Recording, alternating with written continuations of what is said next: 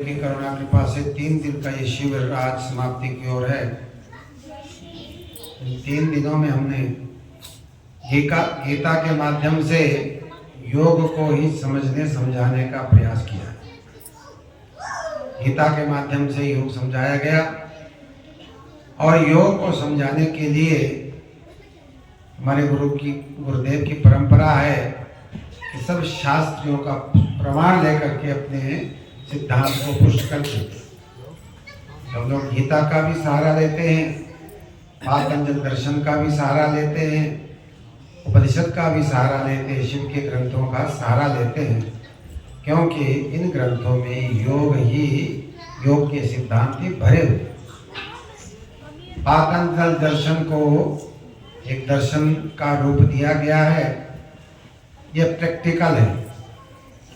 यह पातंजल दर्शन जो भगवान ने कहा इसका अनुभव किया जा सकता है योग विद्या को, उसको पतंजलि जी ने कार्य रूप में परिणत करके बताया। तो पातंजल दर्शन की थोड़ी चर्चा करते हैं हम लोग। पतंजलि के अनुसार योग की पूर्णता पाने के लिए 8 अंगों का सहारा लेना पड़ता है।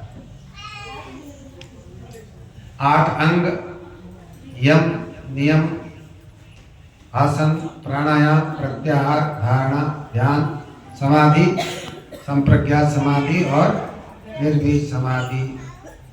और ये शॉर्ट में नाम गिना दिए। अब इनको क्रम से ये कोर्स की तरह जैसे पढ़ाई करते हो, पहले कक्षा, दूसरी कक्षा, तीसरी कक्षा, ऐसे ही पतंजलि जी ने कहा कक्षा वाइज चलो, धीरे धीरे अभ्यास करो, मन को एकाग्र करो, तुम्हारी मानसिक उन्नति होगी और मन में इतनी पावर होगी तुम सब कुछ करने वाले बन जाओ। हमारे ऋषि मुनियों में वो शक्ति थी, वो जो चाहे वो कर सकते थे, वो योग की ही पावर थी।